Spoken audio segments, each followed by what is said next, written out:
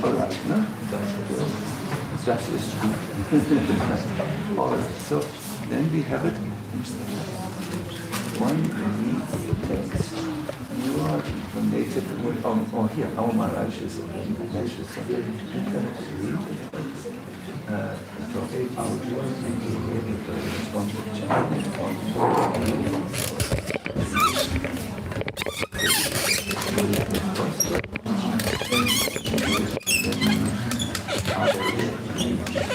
I suggest using this course.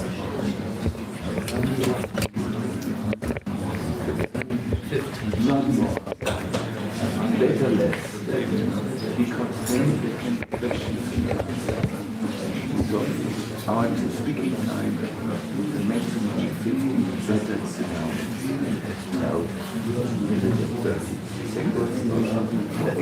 Fine. So we have a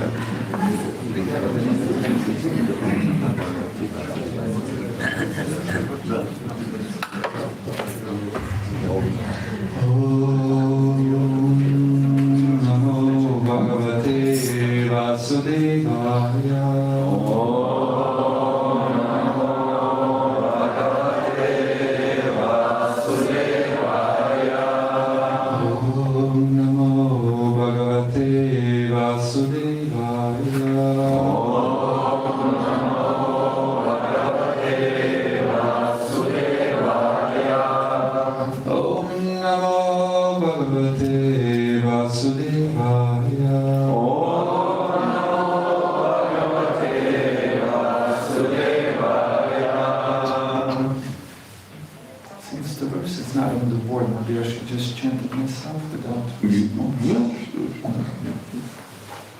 So this morning we're reading from Srimad Bhagavatam. We're in the first canto, which I think is called Creation, and we're in the second chapter titled Divine, Divinity and Divine Service, text 6. Savai punsam parodharmo yato bhakti radokshajit Ahaitukya pratihata kayatma suprasidati. And the translation to this is, the supreme occupation, dharma, for all humanity is that by which men can attain to loving devotional service unto the transcendent lords. Such devotional service must be unmotivated and uninterrupted to completely satisfy the self.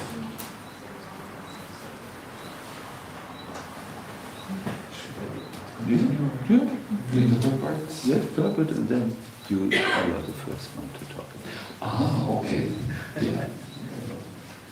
Purports. As written by our Srila Prabhupada, in this statement, Sri Sutta Goswami answers the first question of the sages of Naimisharanya. The sages asked him to summarize the whole range of revealed scriptures and present the most essential parts, so that fallen people, or the people in general, might easily take it up. The Vedas prescribe two different types of occupation for the human being. One is called the Pravriti Marga, or the path of sense enjoyment, and the other is called the Nivriti Marga, or the path of renunciation. The path of enjoyment is inferior, and the path of sacrifice for the supreme cause is superior. The material existence of the living being is a diseased condition of actual life. Actual life is spiritual existence, or Brahma Bhuta. Srimad Bhagavatam 4:30-20, or Brahma Bhuta existence, where life is eternal, blissful, and full of knowledge. Material existence is temporary, illusory, and full of miseries. There is no happiness at all. There is just a futile attempt to get rid of the miseries, and temporary cessation of misery is falsely called happiness. Therefore, the path of progressive material enjoyment, which is temporary, miserable, and illusory, is inferior. But devotional service to the Supreme Lord, which leads one to eternal, blissful, and all-cognizant life, is called the superior quality of occupation. This is sometimes polluted when mixed with the inferior quality. For example, adoption of devotional service for material gain is certainly an obstruction to the progressive path of renunciation. Renunciation or abnegation for ultimate goods is certainly a better occupation than enjoyment in the diseased condition of life. Such enjoyment only aggravates the symptoms of disease and increases its duration. Therefore, devotional service to the Lord must be pure in quality, in other words, without the least desire for material enjoyment. One should, therefore, accept the superior quality of occupation in the form of the devotional service of the Lord without any tinge of unnecessary desire, further action, and philosophical speculation. This alone can lead one to perpetual solace in his service. We have purposely denoted dharma as occupation because the root meaning of the word dharma is, quote, that which sustains one's existence, end quote. A living being's sustenance of existence is to coordinate his activities with his eternal relation with the Supreme Lord Krishna. Krishna is the central pivot of living beings, and he is the all-attractive living entity, or eternal form amongst all other living beings or eternal forms. Each and every living being has his eternal form in the spiritual existence, and Krishna is the eternal attraction for all of them. Krishna is the complete whole, and everything else is his part and parcel. The relation is one of the servant and the served. It is transcendental and is completely distinct from our experience in material existence. This relation of servant and the served is the most congenial form of intimacy. One can realize it as devotional service progresses. Everyone should engage himself in the transcendental loving service of the Lord, even in the present conditional state of material existence. That will gradually give one the clue to actual life and pleasing to complete satisfaction.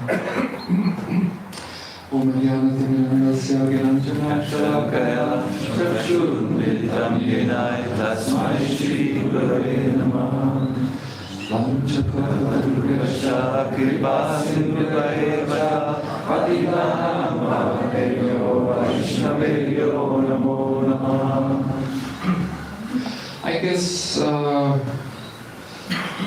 it seems like the process of learning involves summarizing things, and then once you summarize them, you fluff them out again. So in a sense, we could say that this verse summarizes not only the whole of the Bhagavatam, but all of Krishna consciousness. We could say that this verse says it all.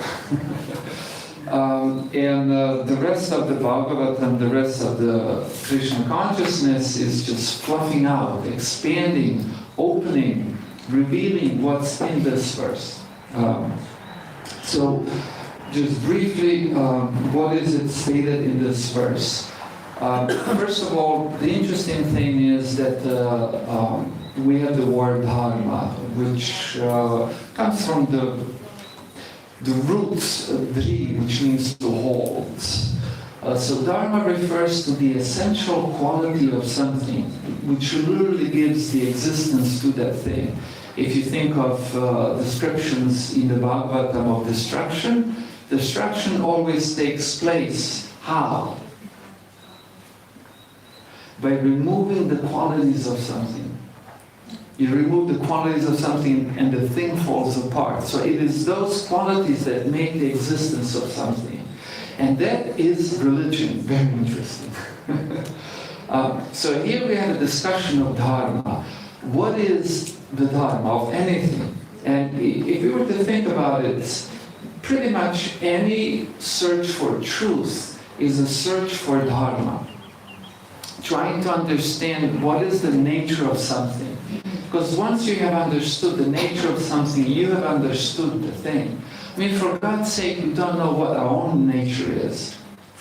And, you know, when it comes to health, when it comes to social life, when it comes to life at all, people are trying to figure out what life is. And we could call this existential crisis. And this verse offers solution to existential crisis. Like, what is your existence? How to exist?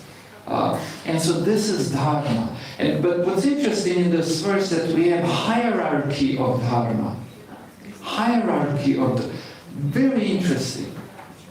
In other words, okay, you may understand the nature of something, but in the existence, there's a lot of things, and a lot of things have their nature, and the nature is complicated. It exists manifests on different levels, and so in this way you get a hierarchy of natures. Like I have different, you know, I'm a Dalmatian guy, and those who know me, you see the traits of the character of a Dalmatian fellow. So it's part of my dharma. I have a male body, another dharma. So in this way, dharma compounds, and you have a hierarchy of dharma. I have social needs too, which is part of my nature. So part of my dharma, nature who I am, also have social needs. I need to love, I need to be loved, I need to have friends and family. So all of that is part of my nature. But there is a hierarchy of dharma. In other words, one dharma is more important than the other. And then here the verse speaks about paradharma, the ultimate dharma. Like, what is the most important, the most essential nature of who you are? And this is the servant of God. And in other words, you can fulfill all of the other dharmas, but if you have not fulfilled this one, you are going to experience existential crisis. And so this verse, by the way, this is the second beginning of the Bhagavatam. And in this beginning, where Bhagavatam gives direction of the whole Bhagavatam. The theology of the Bhagavatam begins with the statement. And what is this statement? The paradharma, your ultimate nature, that of a servant of God.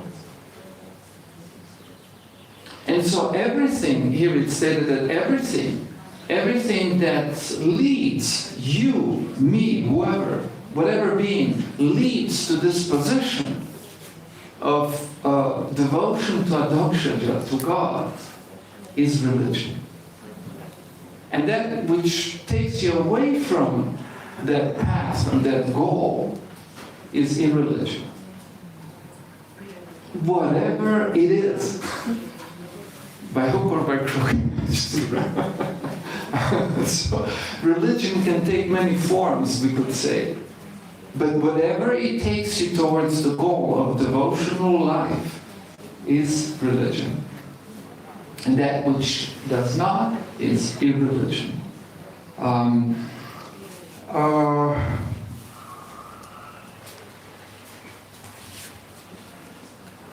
mention one more thing, and then I'll leave the rest for it, not to overcover the topic. The other interesting thing in this verse, at least for me, is that this bhakti, devotional life, is described as aha ituki and apratihata. Aha, ahetu. Hetu means cause. Also means motivation, because motivation is cause. So, very interesting, because it says that real bhakti is causeless. And if I think of my life, if I think of devotion, it is causeless. Nothing is causing it. It is built into me. And if it's true that God created us, created me, God built this bhakti into me. It's causeless. There is no cause. You don't do bhakti for a reason. You do it because it's your nature.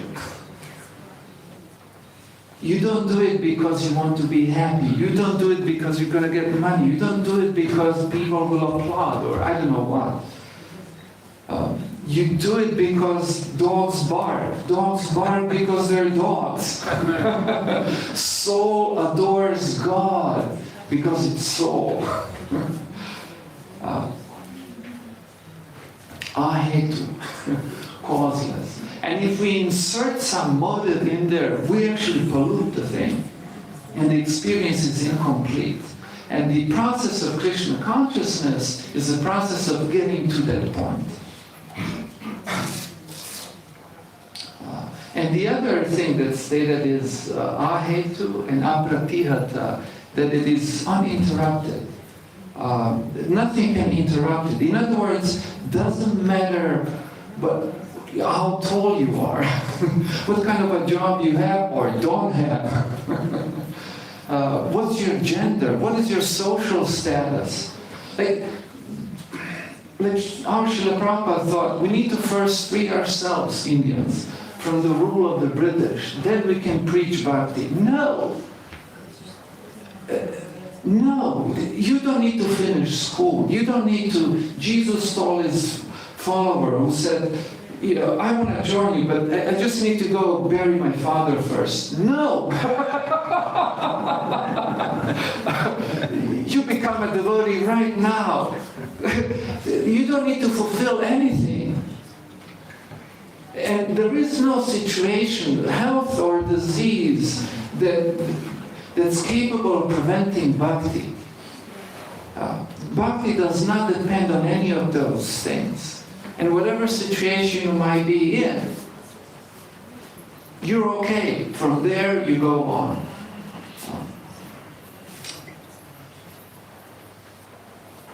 Om Tat Sat, all in there. Try to keep it brief. Wonderful, wonderful, wonderful. Sadhu, sadhu, sadhu, sadhu.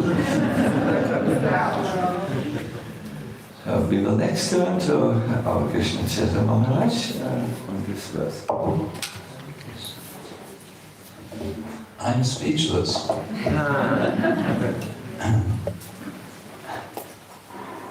After this wonderful, compact, essential explanation, Bhaktinanda Tirtha Maharaj made so many nice points, one of which I'll draw a little from, is that this verse, Sava Punsam Parodharmo, etc., it's an essential verse of the Bhagavatam from which the Bhagavatam expands, and we can say that the rest of the Bhagavatam is a commentary on that one verse.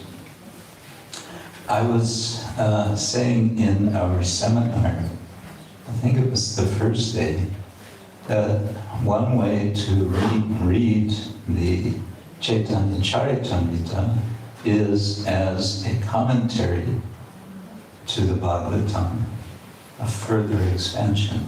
And it's a very special commentary in that it's also telling a life story.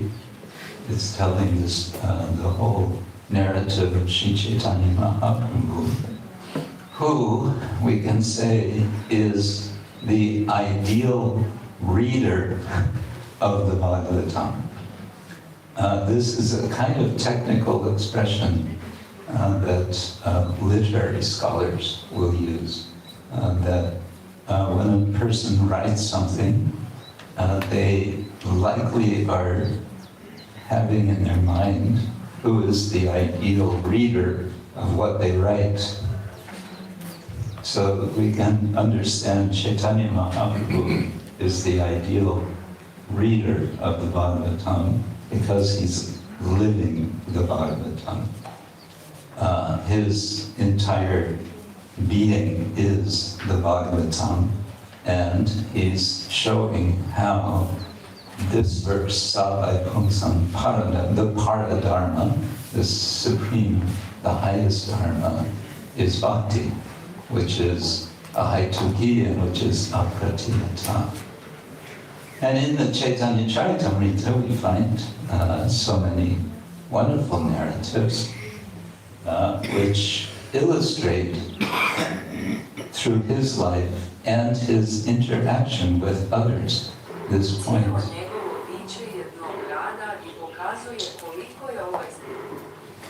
Confirmed. And so, rather than me talking about this point, I have enlisted some help. Can Mahachala Prabhu and Daksha Prabhu please come up? We need 2 microphones. We're going to leave Serbia and transport ourselves to South India, where Chaitanya Mahaprabhu is in Srirangam.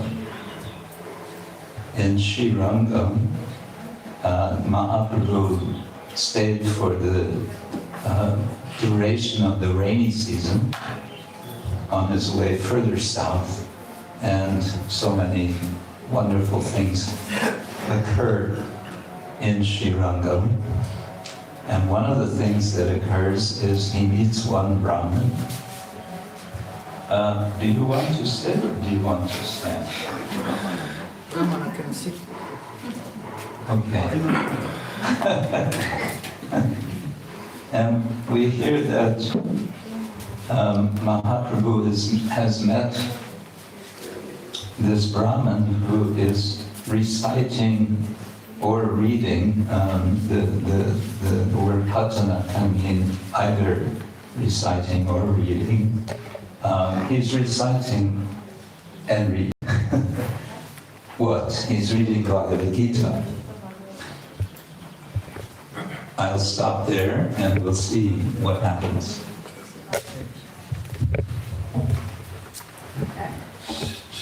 Chaturvadya Maya Srishtam Guna Karma Vibhagasama Tasyam Tastavam Apinam Vidyam Kaduna Avyayam. Dragi gospodine, vidim suze u vašim očima, vidim veliki zanos koji skrivate. Možete li mi objasniti koji dio Bhagavad Gite vam daje takvu radost? Dragi moj Prabhu, ja sam u stvari nepismen. Jedva čitam.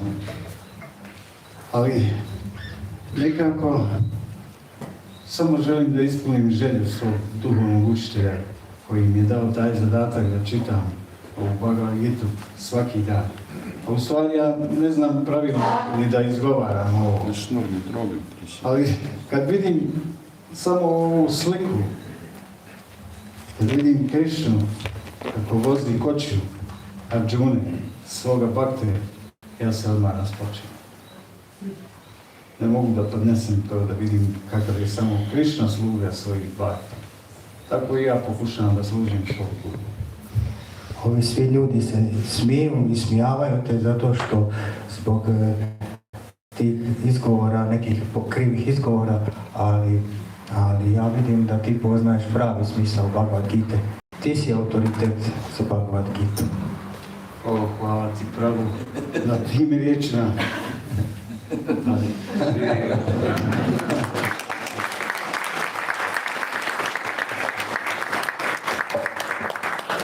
Thank you. So we bring Bhagavad Gita into this discussion One reason being that it comes up in Chaitanya Charitamrita, which is a commentary on the Srimad Bhagavatam. And so one point I want to make concerns Bhagavad Gita, and that is, we understand Bhagavad Gita is very much about Dharma, but then we find this surprising statement at almost the end of the Gita, Sarva Dharma Parityaja Mam Ekam Sharanam Vraja. Giving up all dharmas, or having given up all dharmas, just surrender unto me, Mam Ekam. So commentators have, as they say, spilled lots of ink over this one statement, this one verse, to try to understand what the Lord is saying here, because he's been speaking to Arjuna to convince him to perform his dharma, and now at the end he's saying, give up all dharmas and surrender to me. So how does this work? What is to be understood from this? And so, yeah, one could do a whole seminar probably on just this question and this subject. But I want to call attention to Bhagavad Gita as a work which Srila Prabhupada wrote not once, but twice. He wrote his entire Bhagavad Gita. He was away from home for some time, and when he came back, it was gone. He didn't have any, copy. There was no hard disk backup, nothing. It was gone. Then he started over, and he wrote the entire Bhagavad Gita. Srila Prabhupada very much emphasized in his preaching Bhagavad Gita, and therefore you'll find within any number of purports in Srimad Bhagavatam and also Chaitanya Charitamrita, Prabhupada will quote in his lectures. Mostly what he quotes is Bhagavad Gita. And rightly so for us. Sometimes we might think, because Srila Prabhupada says Bhagavad Gita is the ABCs of spiritual life, we might sometimes make the mistake of thinking, yes, so I know the ABCs. I can move on from that. I don't need Bhagavad Gita anymore. We might think like that, but that could be a problem, and that could be a cause for pratihata, interrupted bhakti. So I want to humbly suggest that we all regularly revisit, as we're pursuing our devotional lives, Krishna's words in the Bhagavad Gita.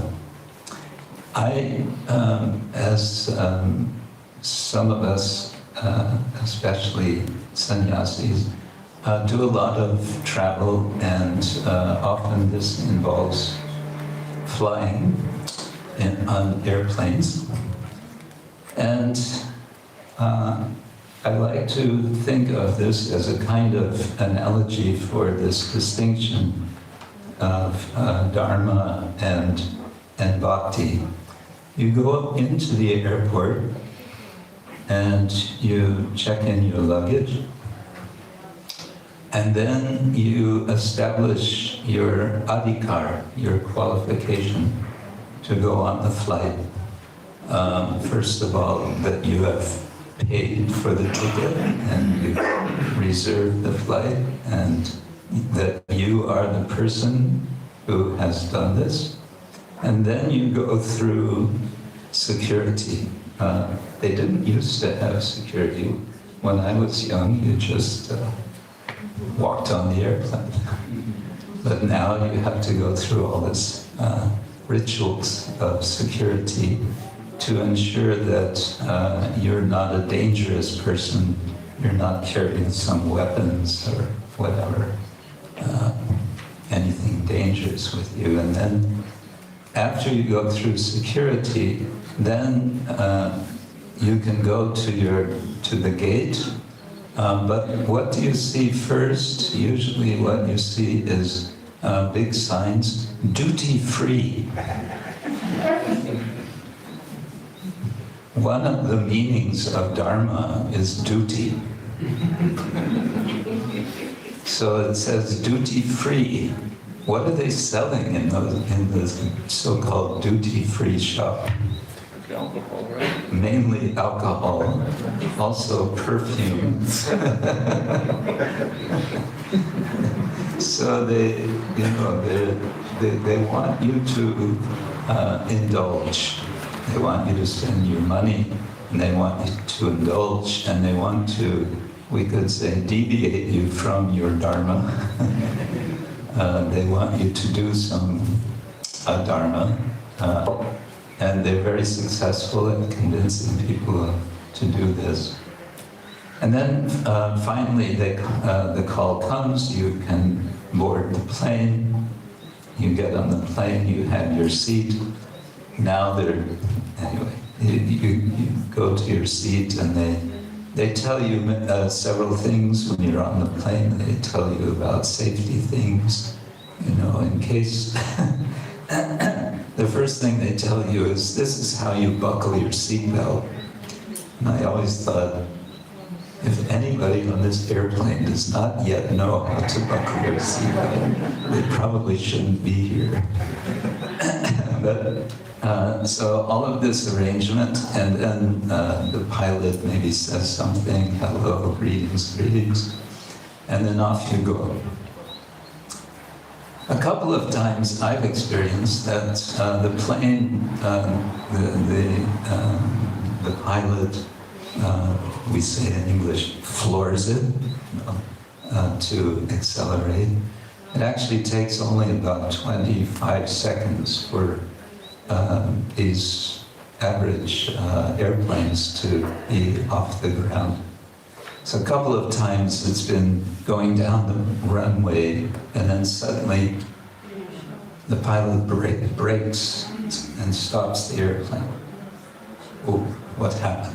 And then he taxis around and he comes on to announce, we have discovered a technicality, a problem, so we'll just have to find another airplane for you to go on. And you feel grateful that they've stopped before taking off instead of, having trouble afterwards. But here my point is that why do you go to the airport? You go to get in the airplane and to get off the ground. You don't go to the airport to just taxi around on the tarmac. People think, yes, I am very dharmic. I am doing my duties very conscientiously. So this verse is saying, no, you have to get off the ground. That's our purpose. We want to fly. We have a place to go. Where do we want to go? We want to go back home, back to Godhead. That is also explained by Srila Raghunath Das Goswami in his Manashiksha, Na dharmam, na dharmam, shrutigana niruktam kila guru, raje radha krishna prachara paricham ihatanu. That, yes, there's dharma, there's adharma. He says, na dharma, na adharma. Na dharma, shruti. Just don't be preoccupied with the details of dharma without understanding Raje Radha Krishna Prachara Parijam Ihatanu. In this life now, be worshipping Radha and Krishna in Raja. Otherwise, you'll be staying in the airport. and that is not our purpose. And so I will end with something we learned yesterday when we're thinking about the meaning of Dharma. If we really want to understand Yednom Katse Zalyubish Vicheti Yasno.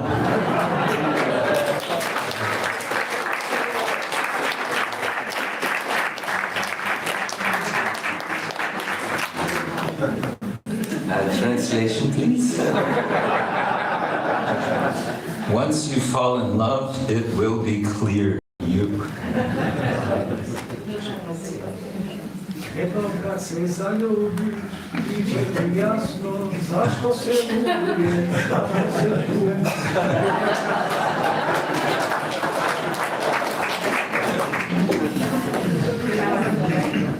Krishna, thank you very much.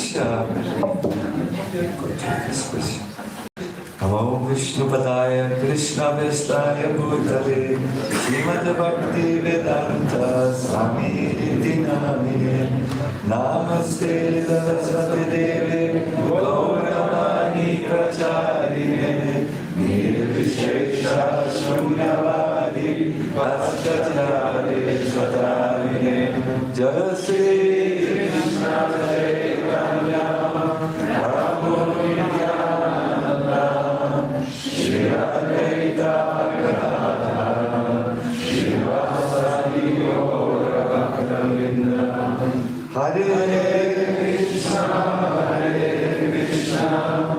Krishna Krishna Hare Hare Hare Rama Hare Rama Rama Rama Hare Hare. Hare Krishna. So I will be very brief, and then there will be a questions and answer session. Can I ask you, Maharaj, to please give me the purpose?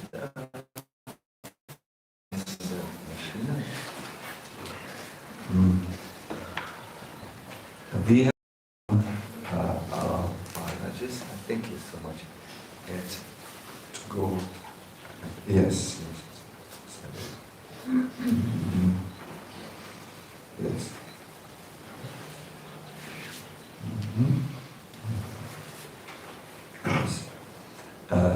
We've heard from both of our Maharajas that how this verse is really the essence of what the Bhagavatam is all about. It describes a progression of the idea of Dharma, that which sustains our existence. When you think for a moment about this meaning of this tree, this little root which builds up the world, we are beings who need to be sustained. We need air. Without air, we could not continue living. We need food. Without food, we could not continue living. And there are so many other smaller needs which we need to fulfill. So Prabhupada, although this verse makes the point that as souls, as in our real essence of who we really are, we need to coordinate our activities in relationship with Krishna. We need devotional service. And my take on the Bhagavatam, my reading has always been, okay, what does this mean for me today what is it called? 2000, what is our social convention? 26, yes, 26. And we are in summer and so on. What does this mean? And Srila Prabhupada says this very nicely. Now I will have to apply or directly I rely on your ability to hear text and understand it. He says, a living being's sustenance of existence, the way we sustain ourselves, is to coordinate his activities with his eternal relation with the Supreme Lord Krishna. Krishna is the central pivot of all living beings, and he is the all-attractive living entity, or eternal form amongst all other living beings, or eternal forms. I would love our translator to translate really what Krishna is the central pivot of all living beings. What is a pivot in your local language? Stup ili os. Ja. Stup.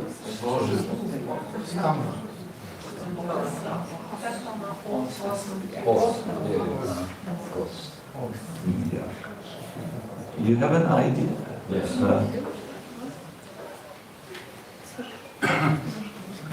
And we need to coordinate our lives in order to be able to sustain it around this pivot.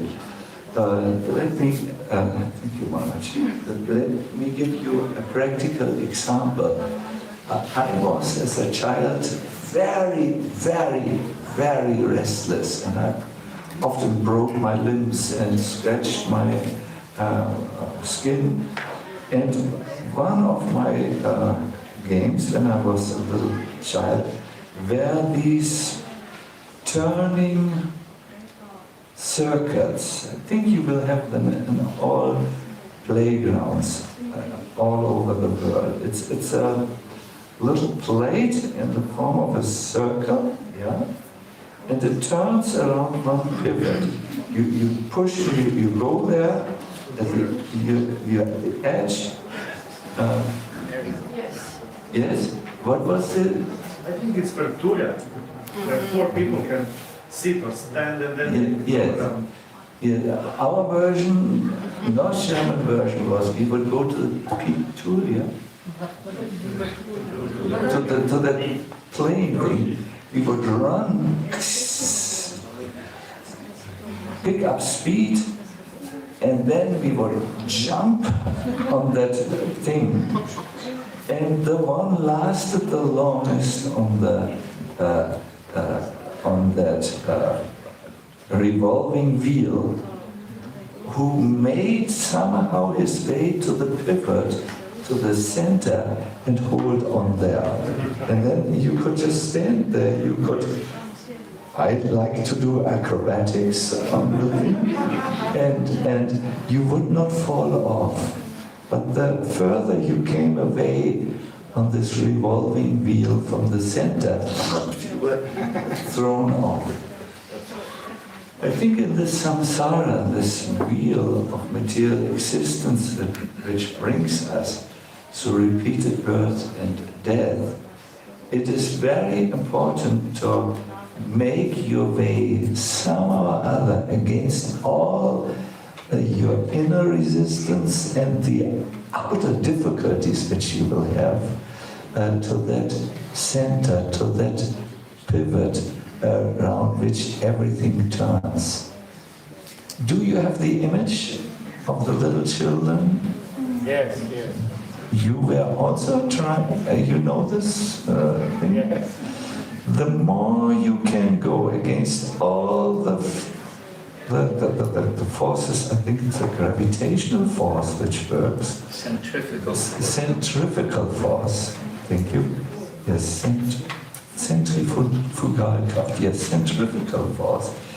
And you need to sometimes struggle, but there were bars which helped you.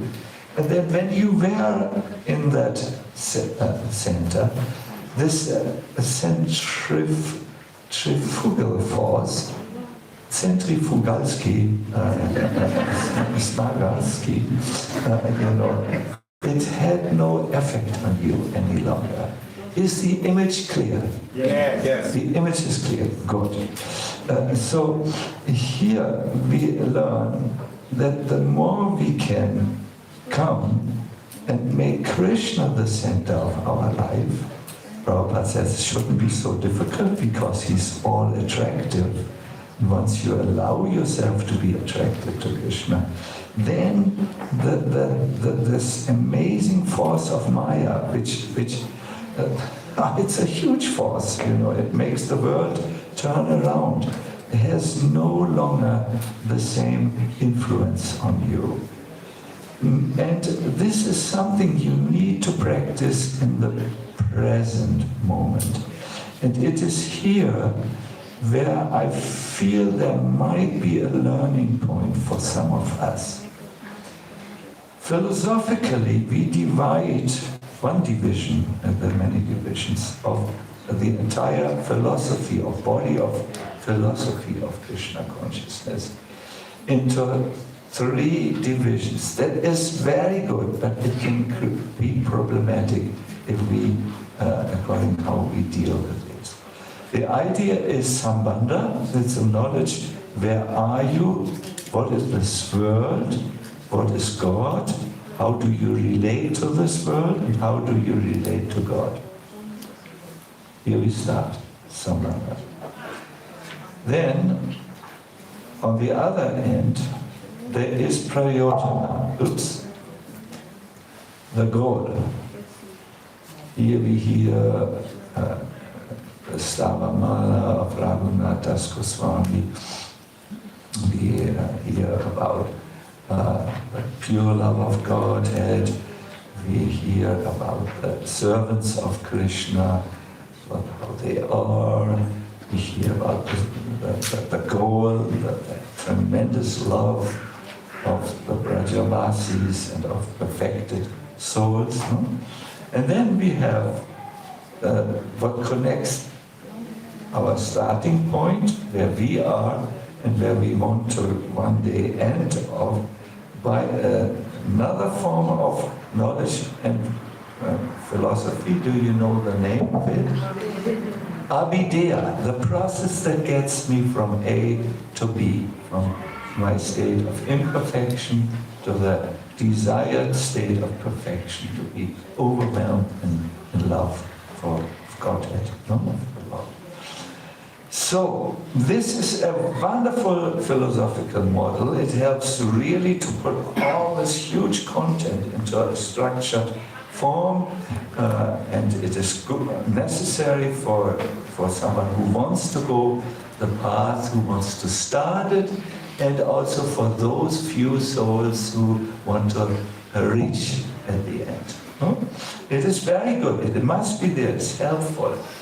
But it could be translated in one of the into one idea that freezes our bhakti, that freezes us down, and that is struggle now, perfection later. I need to fight. I need to be self-controlled. I need to work on this. Oh, so many lectures, this sadhana, that sadhana, concentrate, focusirate, renouncete, and so on. And for many living entities in Kali Yuga, this is very difficult. This is very discouraging. This is not giving us the motivation we require to be alive on the path, to remain curious on what could be our next stage. So therefore, like we explained yesterday, or was it a lifetime back? Things are so full here. If you always operate on the thing, I'm here imperfect, and there is the perfection which is unattainable to me at the moment, which I have no, you might do what is done for many of our devotees. They stop endeavoring because they feel it's pointless, it doesn't work anymore. You have to learn to be satisfied on the road, on the process. You have to learn what we could call in simple words, to be in the presence of Krishna now. In our scriptures, there is a lot about this. I am the taste of water. I am the ability in man amongst the animals. When you go to the zoo, you can meditate. I am the lion, you know. Or like in the 15th chapter, I'm helping you in this life. You. I'm in you as the fire of digestion, but I'm also in you all the time as the Lord of the heart, who is always accessible for you because he gives you intuition, he gives you memory, and so on. Yes, we need to give our best, and therefore sentences like endeavor, work now, samadhi later, have their justification. But you have perhaps learned yesterday, you can't look on spiritual matters in a dualistic way, that only one thing and not the other is true. Aristotelian logic fails when it comes to understanding spirituality. That one is true, and if this one is there, the other can't be there. No, there is a third possibility. And that is, give your best, but know that Krishna is always with you and is making up for all the gaps if you are just a devoted servant. That is the idea of bhakti. That is the idea of the Brahmana, Daksha. Not Daksha, played by Daksha. He could not comprehend. He read with faulty Sanskrit expression. He was a laughing stock to the highly formalized Brahmanas in the Sri Rangam temple and their followers. But Chaitanya Mahaprabhu saw the sincerity of bhakti. He saw that he liked the picture. And he thought Krishna is with Arjuna and is driving him. And this gave him great ecstasy of love. So I want to suggest to all of you, it might be a revolutionary switch to some who have become bitter or who have become less inspired, to think about how Krishna is present. It's very simple, and in my mind, it is can be practiced very nicely when you chant, where you think about, I will be present as much as I can to the holy name, and I know that Krishna is there as the holy name with me. You will see, if you practice being in the presence of Krishna, if you start in the sadhana area and continue to do it in your life's area, you educate your children, when you ride on the bus, when you eat your food, when you drink the water, and then finally, as you practice this, you will be able to remember Krishna in challenging times also, and turn to him first.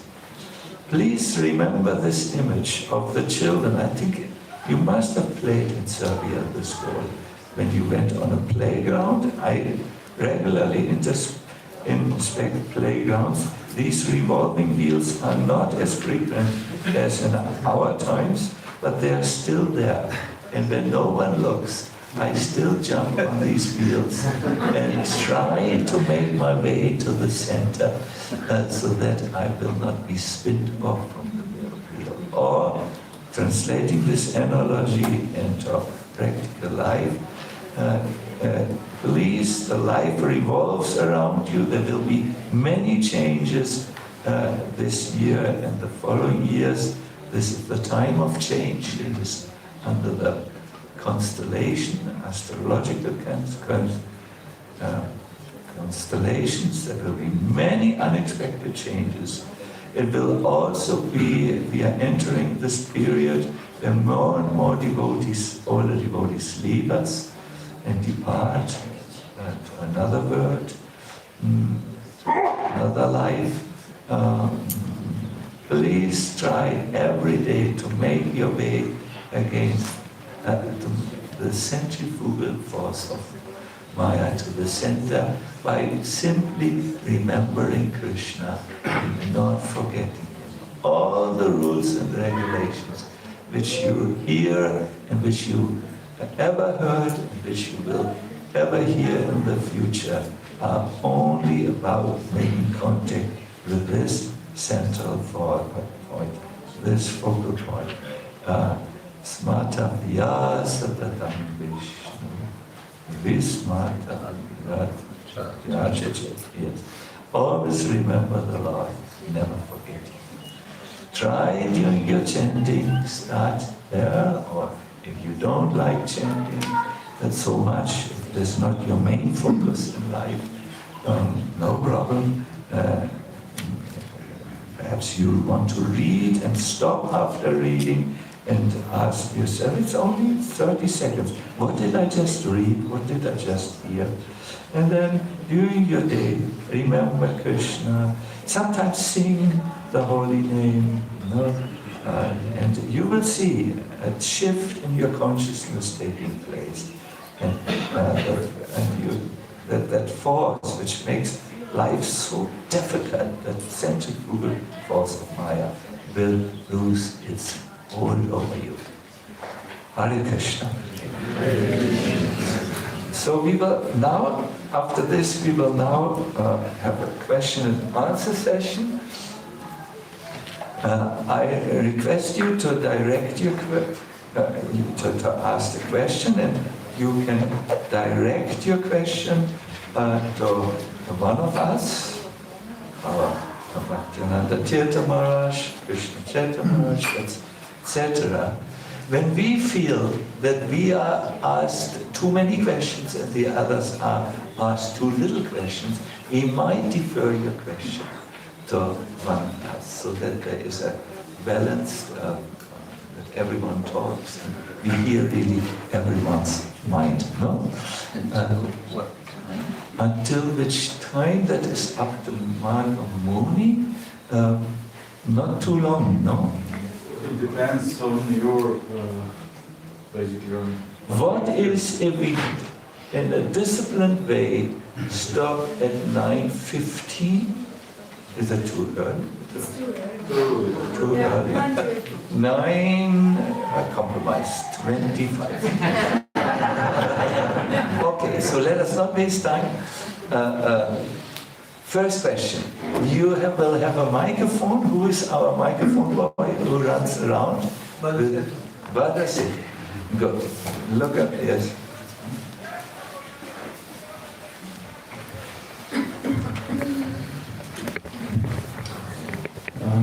Maharaj, in your lecture tell the story about Dhruva. Dhruva prayed with the material selfish intentions. Isn't that an offense to the holy name? And yet Vishnu still appeared before him. How come?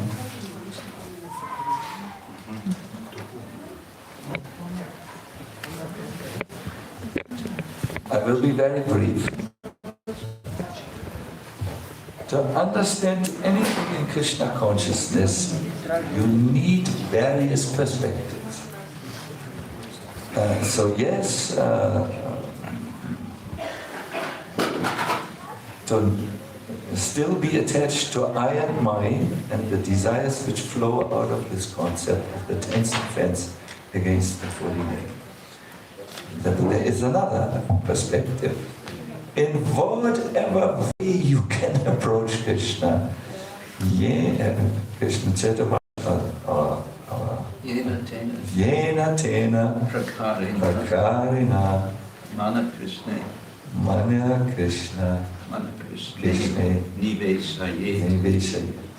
Whatever way The main thing is you remember Krishna. So if a materialistic person who is in need of material things approaches Krishna, then he is one of the 4 people who come to him. It would be better if he becomes a wise person and says, these things are like, I once should eat sweets, sweet bhakti, and now I want the mud of this world. I'm like a child who denies the Sandesh and wants to eat earth and mud. Would be better, but he will come to this eventually if he stays on the path, where he will say, like Dhruva, oh, in the beginning I was after broken pieces of glass. Now I have found you, who is the most precious jewel, and I'm most satisfied. So, in whatever way you can practice bhakti, do it. Stay on the path, don't leave the path. Don't allow that the centrifugal force of Maya throws you off, and you eventually reach the safe path.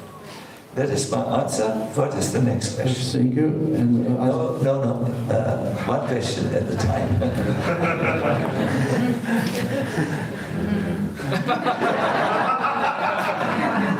I saw another question there. Make noise so that one question at a time. And we have to give bullet-like answers. Yes. Well, Krishna Kshatrama about yesterday's seminar, and how you manage, basically, I think why you prepared this nice project with the books where devotees can write and reflect, and how you basically came up with such ideas, because I feel that many devotees are missing basically place where they can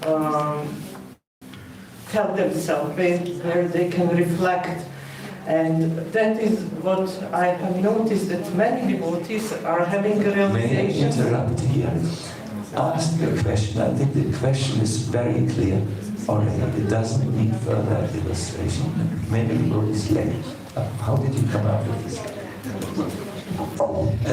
The art of question and answer, which we will have to practice. Look at this piece of time. The second brief questions and answers to the point. We are trying. Let's try. How did I come up with this idea? It started in Serbia so many years ago.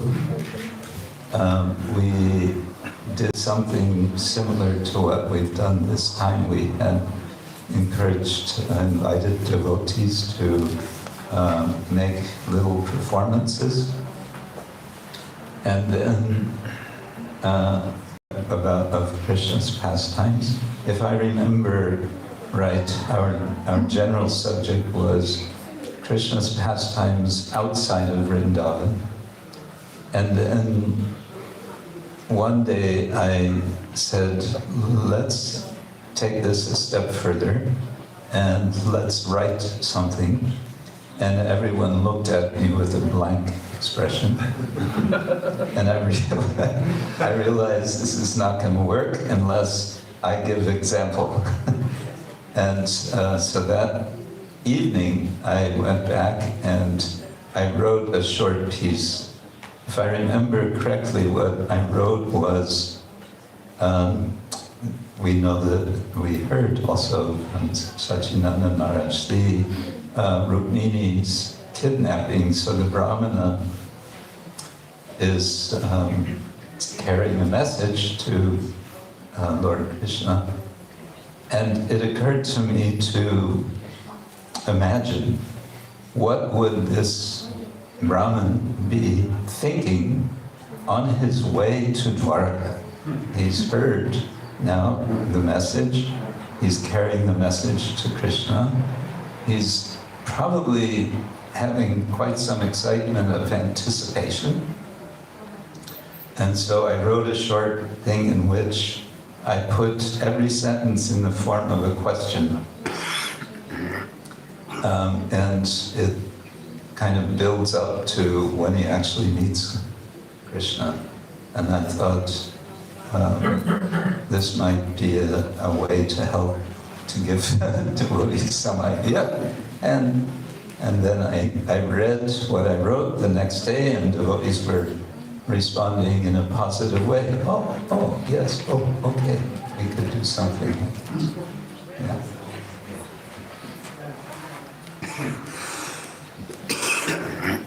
There are other questions? And then we produced a small book, a small paperback of those writings. Yeah. Additional, this is a question for Sakshananda Maharaj. Yes. I would like to, you were speaking about transformation in your seminar, and I would like to understand transformation better. So the question is, what is actually being transformed in us? And to what is it being transformed? How should we approach properly, so to say, transformation? Wonderful question. I would love that our very intelligent Maharaj addresses this important question of what is it that is transformed into what it is, because he is very well studied in such matters. Well, you really put me on the spot now. But I did hear Maharaj's lecture say transformation, like Hare Krishna, spiritual Krishna conscious transformation. Was that the subject matter? Maybe Maharaj would like to say. I mean, if it comes back to what is transformed, the heart is transformed. It is usually in our language, is purified. No? The unwanted things come out, and spirituality, which is always there, your spiritual soul is enhanced. That's how you measure your progress on this journey. How much am I freed from the things that connect me with this world, mostly lust, no? And desires, material desires. As you move on this path, you can see in your own heart, but you make the litmus test in your own heart and see how much the transformation takes place. So as the heart is more purified and the dirty, the extraneous things from outside leave, and the natural quality of the heart is shining forth, you will have experiences. That's another way you can see your progress and whether the transformation works, and you will really have experiences of Krishna. You will feel him, you will feel close to him, and you will be like a coconut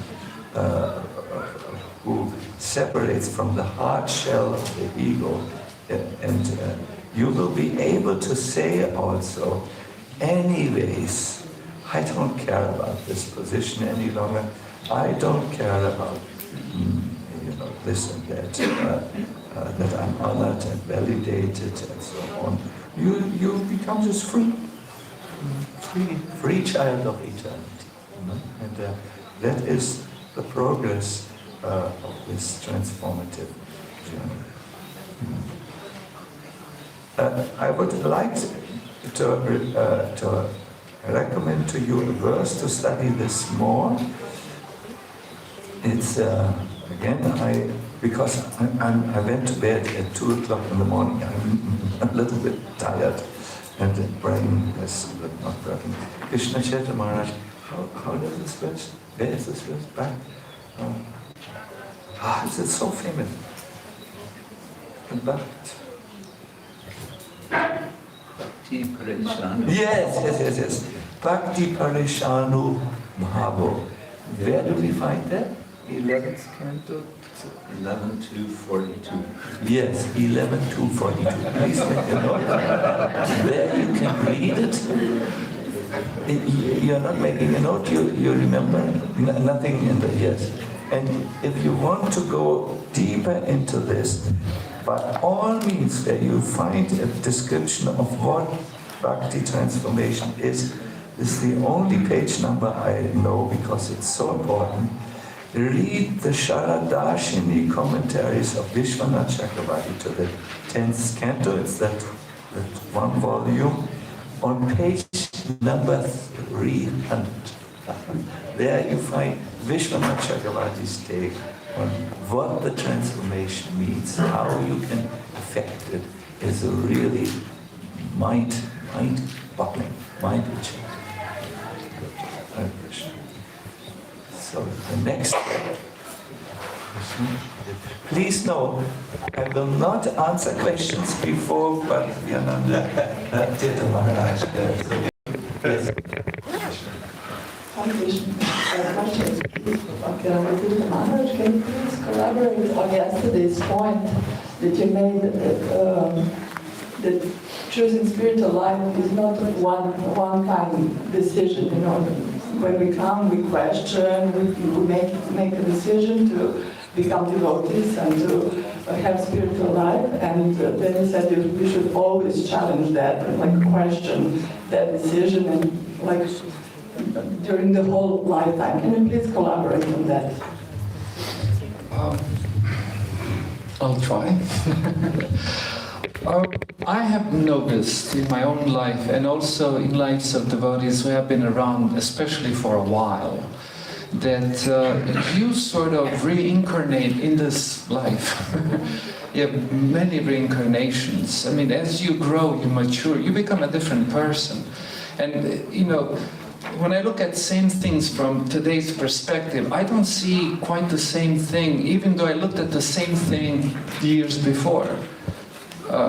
So I'm a different person, and with things I have found out, with things I have learned, with things I have experienced, I have also changed.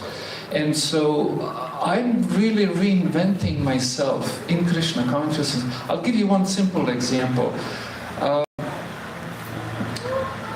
I joined this movement, and you remember how it used to be, like you actually physically joined a building, and then you tossed out of the building with a stack of books, and you know, you were told to go sell them, and you become a missionary in 30 seconds, you know. And so I was doing that in many different ways, you know, for decades. But then after a while, I had a crisis, like serious crisis. Like, what am I doing? Like, what is Krishna consciousness? What is spiritual life? And what then does it mean to be a missionary? Am I just like gathering people to join a sect? I mean, not that Hare Krishna is a sect. Yeah, I don't mean to say, but just like a group of people, and then we come together, and you know, the person has identified with us, and now, you know, my missionary work is done. But I noticed in my own self that just to identify harder with the tradition, with customs, does not quite spell spiritual advancement. Often people think that in order to spiritually advance, you need to change the content of your consciousness, which ties into your question. But no, to grow spiritually means to change your relationship to things that enter your consciousness. There's no need to run away from the world. There's no need to run away from anything. You cannot run away. That's a question that's been repeated in the Bhagavatam, by the way. No, you need to learn how to relate to things. In a more mature way. And paradharma, that's like the culmination of that maturity, where you learn to relate to it in the best possible way. And so in this way, I realized, man, like, I wasn't a missionary. I was just, you know, a false ego-tripping fellow who, you know, thought this is the most important institution because I'm in it. And so now, what does my missionary life look like? That's what I am, and that's what the world situation threw me in. So now I have to reinvent myself. But how do I engage myself in Krishna consciousness? Or you become a parent, for example. You and Madhva, you become... So you have to reinvent yourself, even when the external circumstances change, let alone when you internally change. So you have to reinvent yourself. And so along the way, many times over, you make decision. You change your decision. What is spiritual life? What is the goal? And therefore you reinvent and revamp your commitment to whatever you think the goal is. I hope that answers that.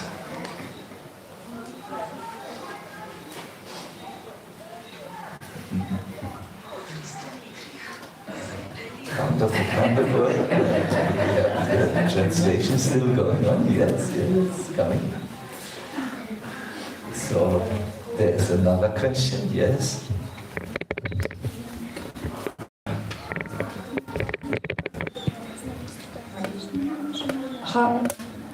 How to recognize what is Krishna's arrangement and what is Maya's arrangement?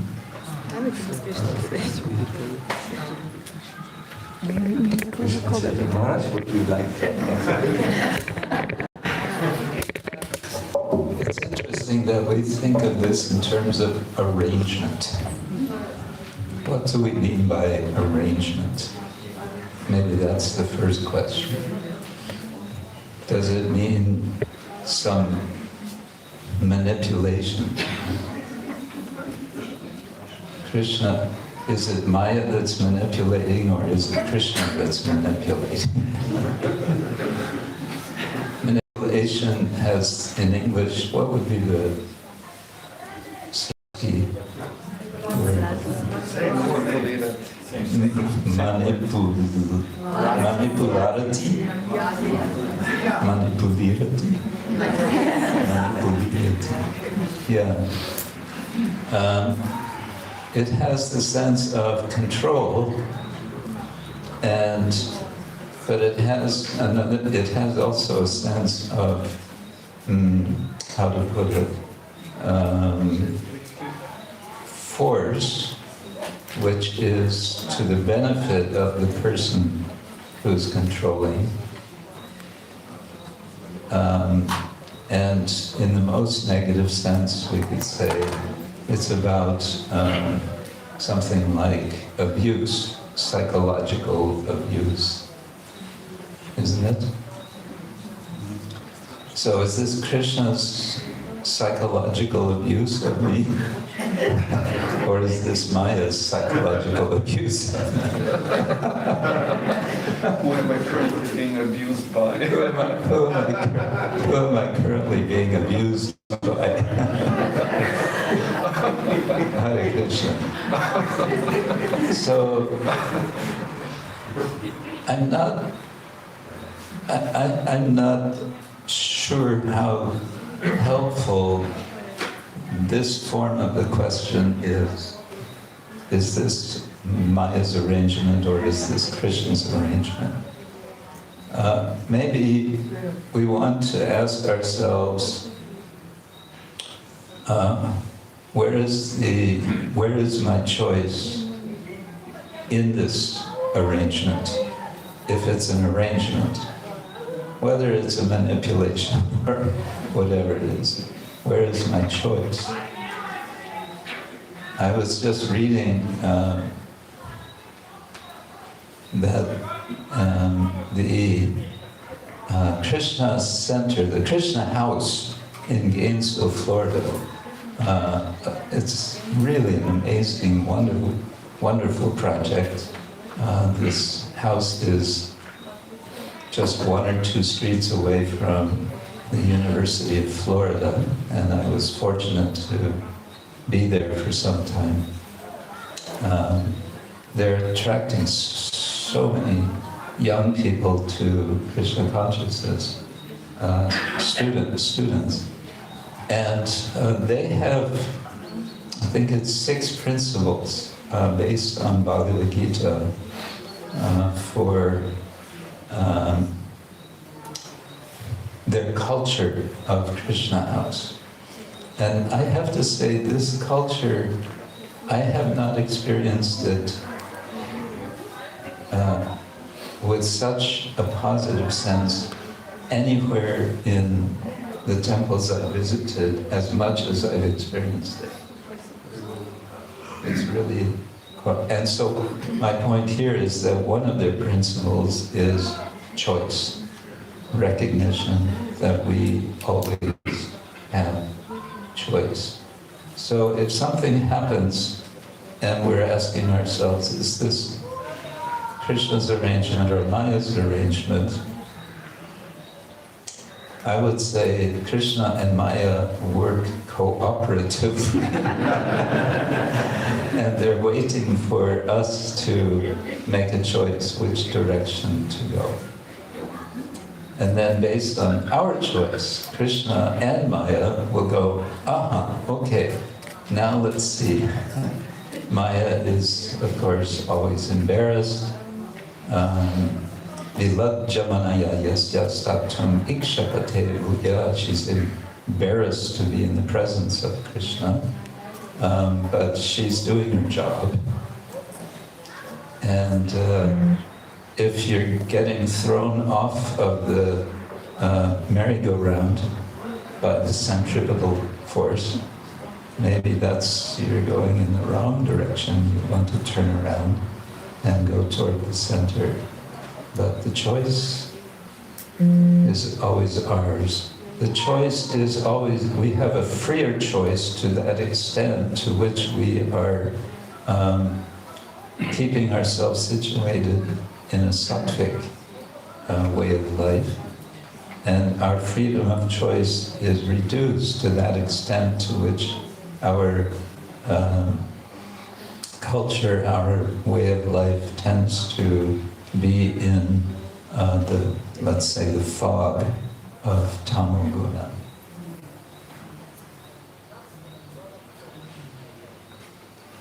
I hope that gives some food for thought. Yes, please, we still have some time for questions. Hey Krishna, Satyan Maharaj, my question is for you. You are mentioning somewhere that we need to chant with the consciousness that Krishna is present with us in His holy name. However, we also frequently hear that we need to chant in separation and longing for Krishna. So how can we sort of reconcile these two maybe contradictory moods that, yes, Krishna is here present with me in His deity, His holy name, in the taste of the water, but at the same time, no, I really wish to see Him because He's not here.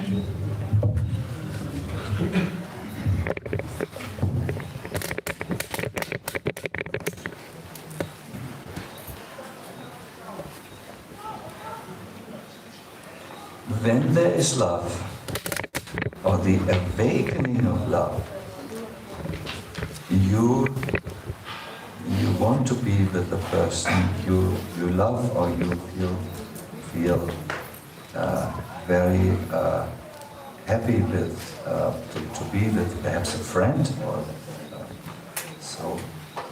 So in the material world, when there is the awakening in love, and the person whom we love is so far away, we feel sadness because we feel, oh my God, this is an airplane ride away, this person. I have no money, I'm from a poor country, I cannot fly to that person and be with that person. This is that scenario in the material world, when we are feeling longing for someone who is not available to us. This longing won't bring us closer to the person, but we will only suffer more. In the spiritual world, this is very different. In the spiritual life, this is very different. The moment you are able to think, oh Krishna, yes, you're with, you're there in the holy name, but the moment you are able to think, oh Krishna, I'm really missing you, at that moment you are with Krishna. The gap is closed. There is an interesting discussion, well, there was a discussion in the BBT department. They used a picture of Prabhupada for a long time, where Prabhupada looks tired, exhausted, sleep deprived, and ill. And they wanted to have a more attractive picture of Prabhupada. Looked alive, and sparkles flying from his eyes and so on. So they asked Prabhupada, can we change the picture? He said, no. In that picture, you know, the first picture where he looked to our eyes, I was in ecstasy. He was thinking of Krishna. He was, and that was not sad. He said, I'm not sad. I was not sad. I was not this and that. So these things can only be understood as Krishna Chaitanya Maharaj said in Croatian language. Salubov, ni rizumi, sa, you know, whatever this is.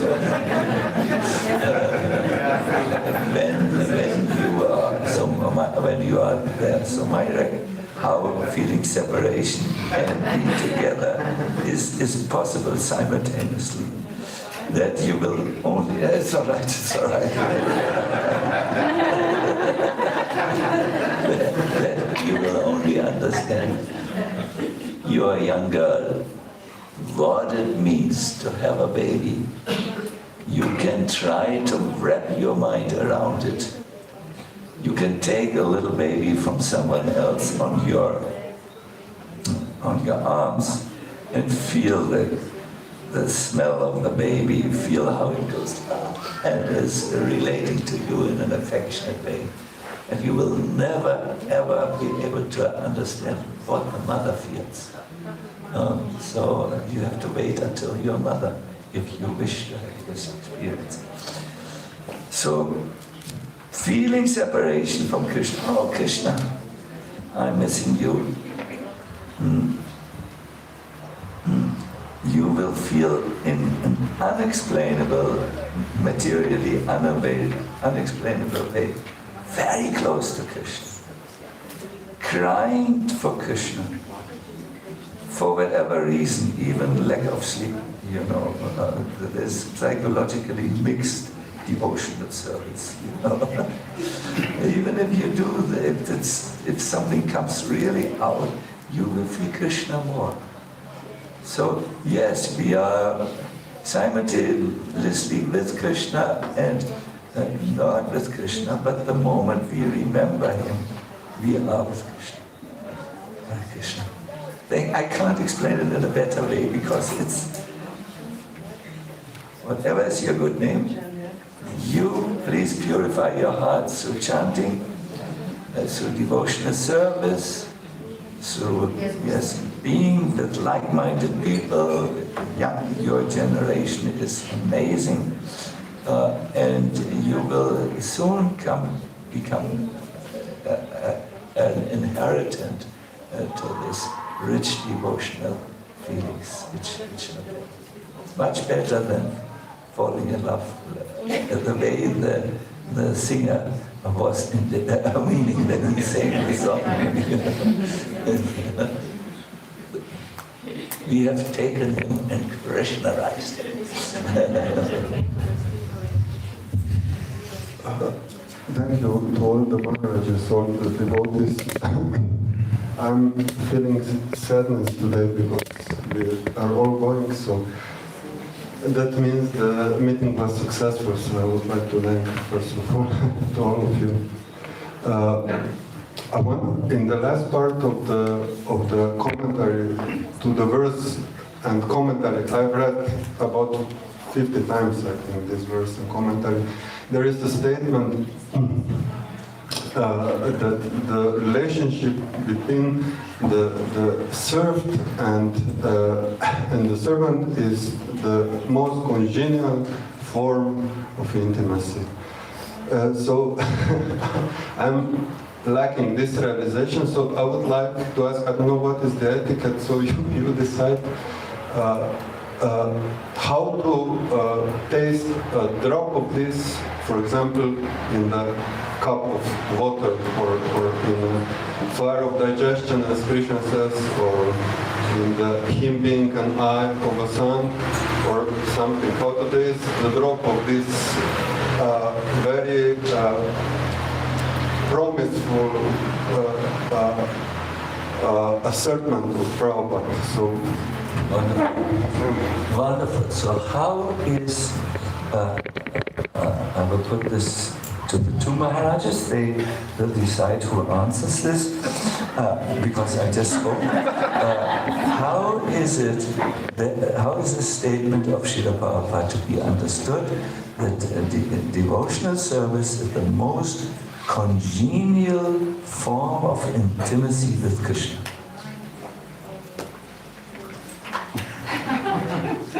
We also feel, you are most qualified.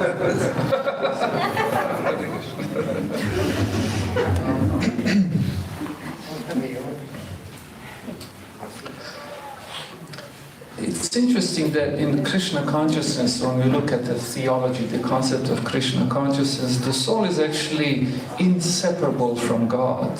The soul is literally part of God.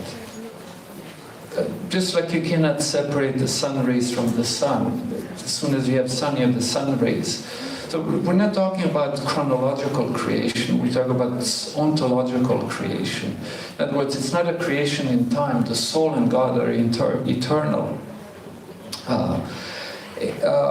And so when we have God, we have soul. So it's not a chronological creation in time, but it's ontological. The way they exist. And so in this way, the soul is so-called created by God, but actually there is no creation. Soul is as eternal as God because it's part of God. So that connection is always there. But there's an interesting capacity that the soul has, and this is apparent separation from God. And literally, when you separate from God, you have separated yourself from yourself. You have separated yourself from the world. Neophyte devotees have a tendency to separate God from the world. And in this way, they're actually separate. That's described in the third canto of the Bhagavatam. So you don't see this connection. But as you experience yourself as part of God, the dynamic relationship between the whole and the part is that the part depends on its existence for God. And this intimacy is realized through service. And this is interesting. If you look around, Srila Prabhupada gave the example of the guy who stumbled into the 26th 2nd Avenue drunk while Prabhupada was giving a lecture, if I remember correctly. Went to the bathroom, used the bathroom, went out, came back a little later on and brought toilet paper because he realized there was no toilet paper in there. Probably the one is then used.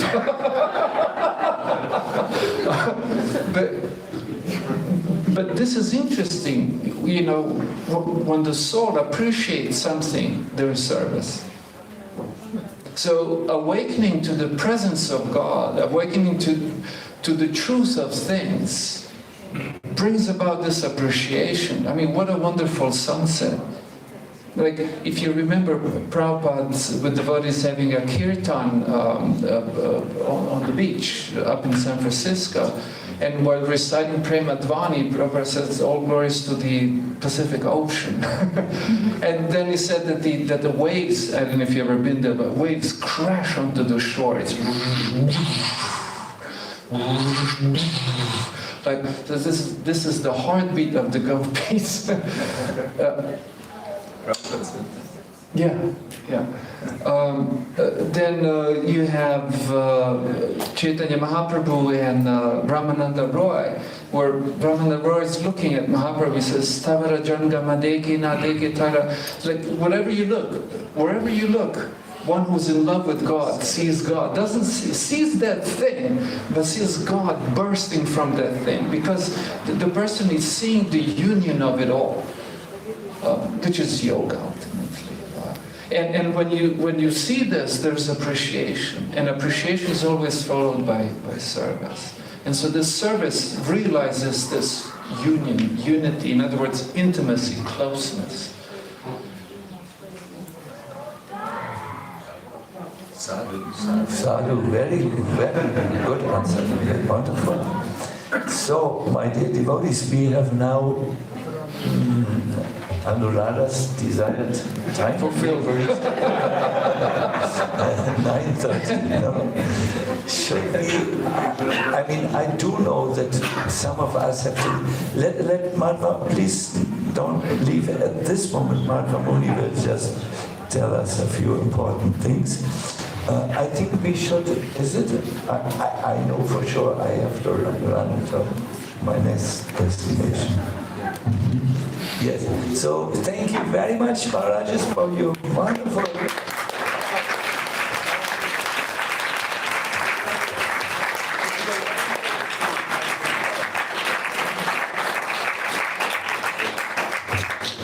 Hare Krishna. Thank you, Maharajas. Yes, we reached the point where we all have to jump from this merry-go-round or prateshka. I remember once Bhaktitirtha Maharaj said that be very careful after the festivals like this, he said in the Croatian summer camp, because there is some forces of balance that want to counteract the level that we achieved in this festival. So there will be forces pulling us down. As soon as we leave the festival, go to the house and like the betting of elephants or something. So yeah, this just came up into my mind when you mentioned this centripetal force or something. And yes, sadly we have to conclude the festival. Thank you very, very much. We will now feed you and give you some lunch packages or sandwiches so that you can remember us on your way and bless our efforts.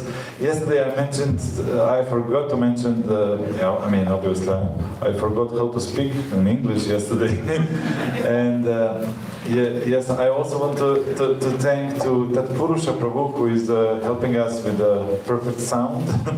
And also Sachidananda Gaura Prabhu, who is, I don't know when he started to do this service, but all the recordings are now on YouTube and live streamed, and we had from the past also some MP3 classes, and thank you so much. He's here never late 1 second. Yes, Sachidananda Gaura Prabhu from Smederevo, and Tatpurusha from Ljubljana.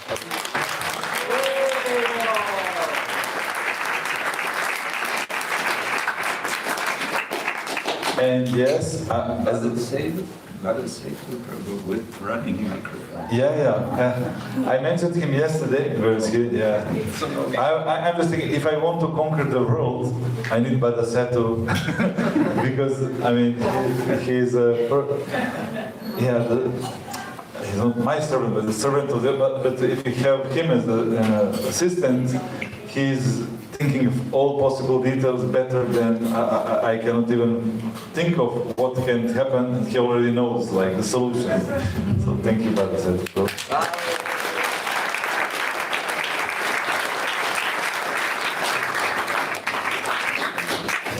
Yes, as far as I know, Sachidananda Maharaj will have to jump into car and travel to Sarajevo, so he will not have long goodbye. I think he already yes, and other two Maharaj, you don't need to rush. You can. Do you have to?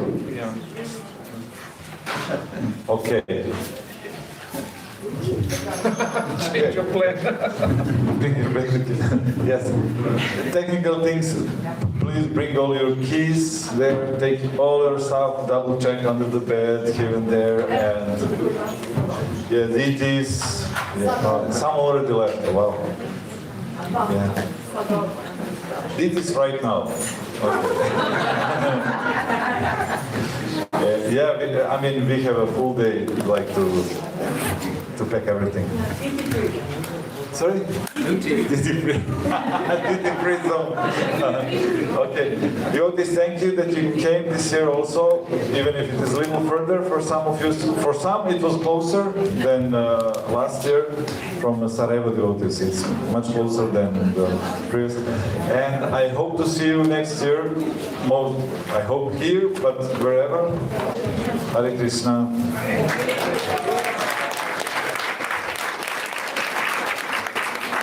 Srila Prabhupada ki, Shri Gaur Nitai ki jai, Shri Radha Gopinath ki jai, Guru Parampara ki jai.